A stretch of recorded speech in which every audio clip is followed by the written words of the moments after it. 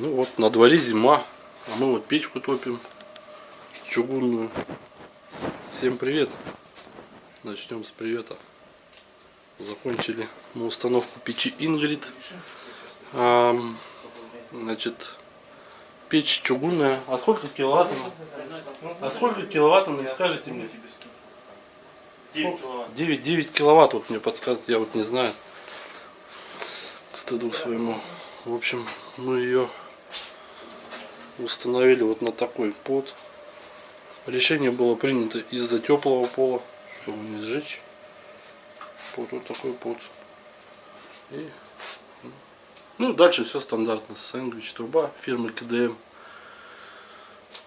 Такая вот печурочка будет обогревать. Будет дополнительным источником тепла в морозы. Ну, эстетично смотрится.